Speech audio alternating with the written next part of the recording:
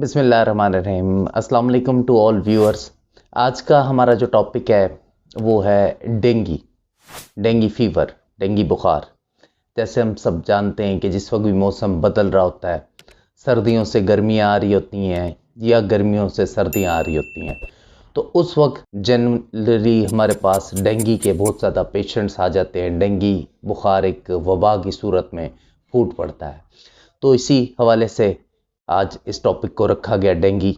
Basically dinghy को dengue भी कहा जाता है, बोन ब्रेक फीवर भी कहा जाता है, हड्डी तोड़ बुखार के जिसमें हड्डियों में बहुत ज़्यादा दर्द होता है।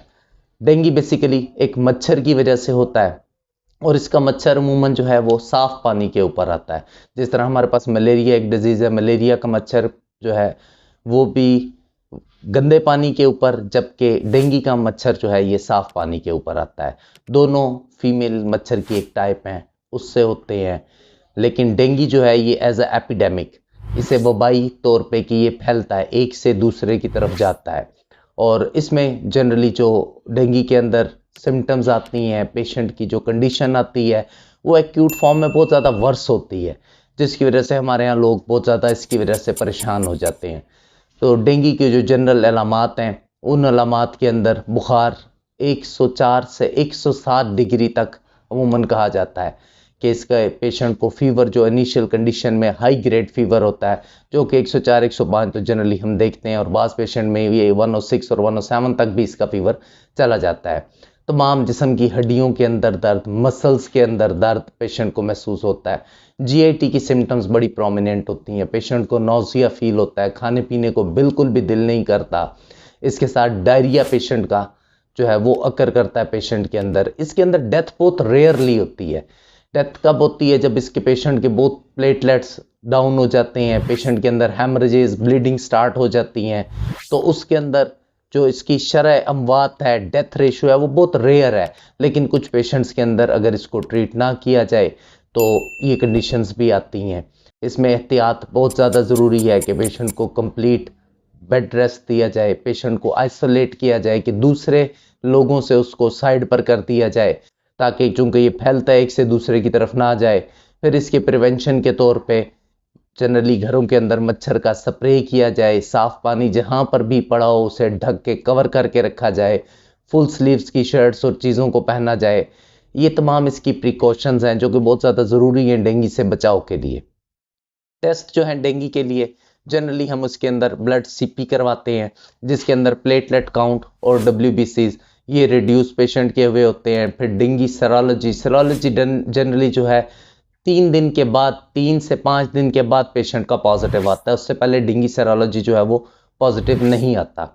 होम्योपैथिक का रोल, होम्योपैथिक का एक बहुत इंपॉर्टेंट रोल है इसके अंदर। लेकिन जिस तरह प्रीवियस वीडियोस में भी आपको बताया गया है कि होम्योपैथिक में एग्जैक्ट रेमेडी आपका जो भी प्रैक्टिशनर है वो आपकी तमाम सिम्टम्स लेके, आपकी मेंटल सिम्टम कॉजेज, तो ऑब्वियसली इसका जो है वो मॉस्किटो बाइट है, मच्छर का काटना ही है। लेकिन उसके अलावा आपकी तमाम सिम्टम, आपकी जीआईटी की सिम्टम्स, जितनी पीछे अलामात बताई गई हैं, हेमरेजेस हो रहे हैं, फीवर की कंडीशन क्या है, उन तमाम अलामात को लेकर आपका मुस्तैद जो प्रैक्टिशनर है वो रिकमेंड करेगा।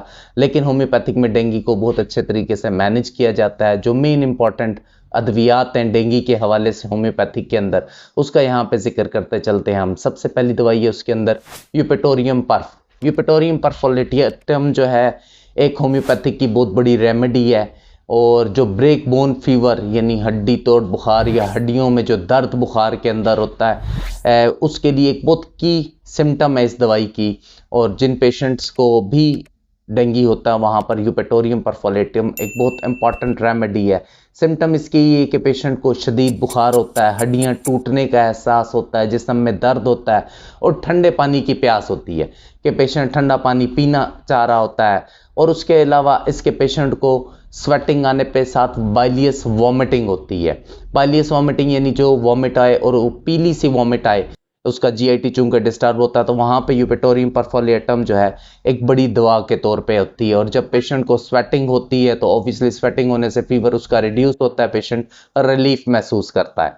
उसके बाद हमारे पास दूसरी बड़ी दवा ब्रायोनिया एल्बा हमारी एक बहुत बड़ी रेमेडी है इस रेमेडी की जो की सिम्टम है वो यही है कि ड्राइनेस पाई जाती है पूरे जिस्म के अंदर, स्पेशली ऑरल कैविटी से एनस तक।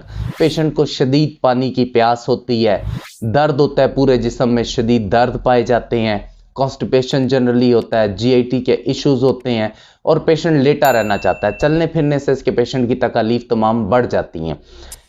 उसके बाद नेक्स्ट हमारी रेमेडी है रस्टॉक्स, जो कि ब्रायोनिया के बिल्कुल अपोजिट है। ब्रायोनिया के अंदर पेशेंट को लेटे रहने से जो है रिलीफ मिलता है, जबकि रस्टॉक्स के पेशेंट को मूवमेंट करने से जो है वो रिलीफ मिलता है। बाकी इसका पेशेंट शदीद बेचैन होता है, बुखार होता है और उसके पेशेंट का एंग्जाइटी लेवल इतना होता है कि मूवमेंट के अंदर रहना चाहता है और मूवमेंट के साथ इसके पेशेंट को रिलीफ मिलता है।